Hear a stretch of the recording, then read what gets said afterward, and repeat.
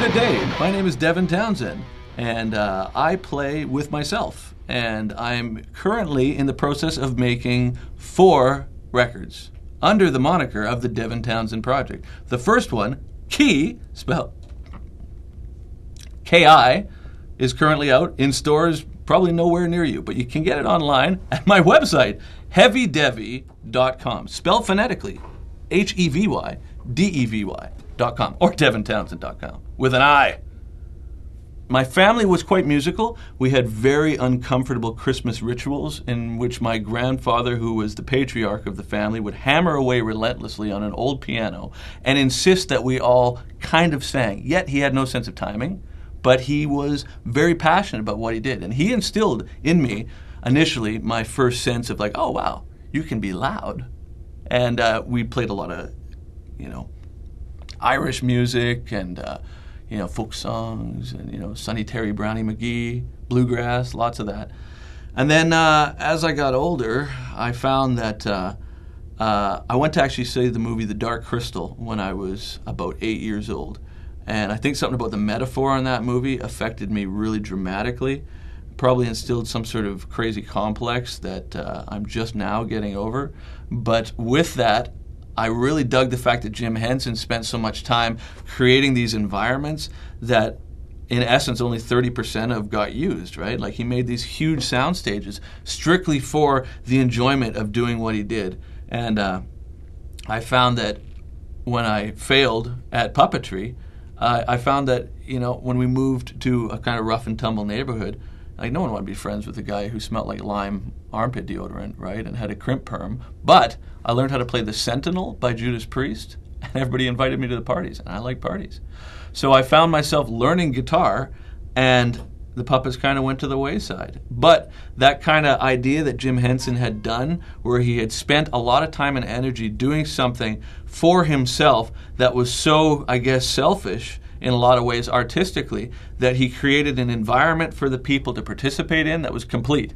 So if there was something there, like an element of the story, you know that it was related either thematically or artistically to a bunch of other stuff that he didn't even deem necessary for the film. And I think that when it comes back to music, when I got into Pro Tools and layering and all that sort of thing, I found that, that same sort of thing applied with music. If you spend a lot of time on the smaller elements of it, by the time the big picture comes together, if people choose to focus on one of those small elements, it's related in some way to the big picture. And I think for me, that kind of aesthetic that drew me to, the film elements of it, ultimately drew me to making, various different types of music, and some of it actually sort of complicated.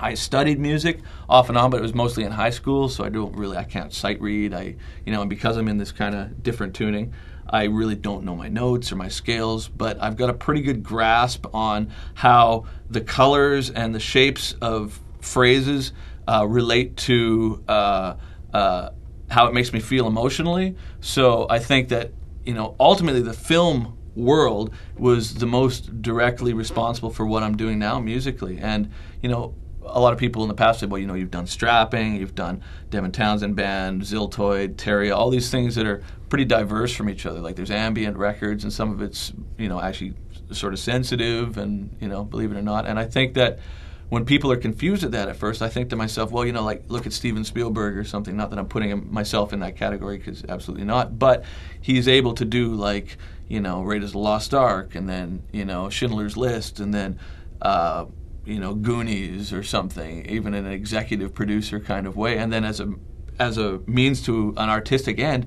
he's able to kind of explore all these different emotional avenues through these different aesthetics. And so I think, because I don't really have vision, I've got the ability to kind of piece these things together musically, and that's just the direction it's taken. King's X, Gretchen Goes to Nebraska, absolutely leveled me. Things weren't the same the next day.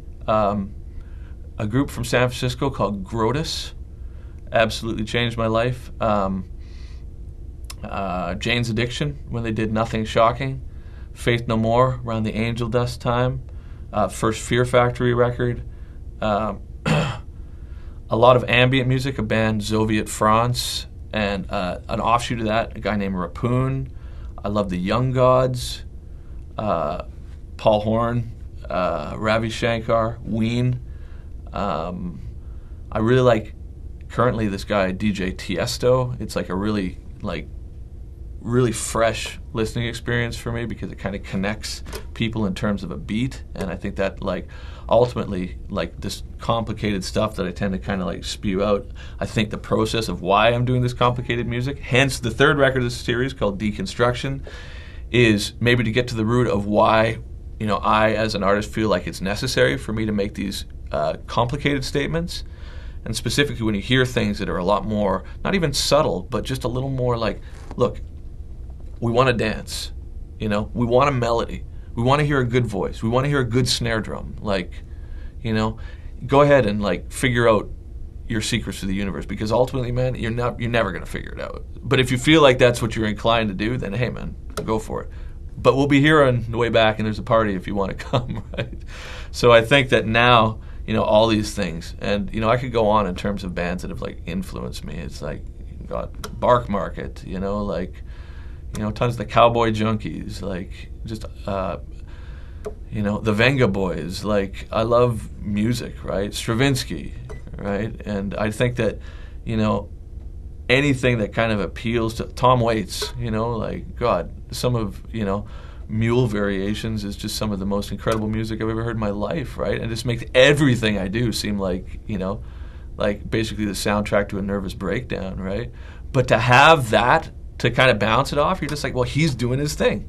There you go. Just like I'm doing my thing, I'm not him. So this is what my filter brings out, a bunch of weird music, right? But I love it, and I'm doing the best that I can. And so in that way, I feel like a kinship to anybody who's doing that. Whether or not it's that good is totally subjective, right?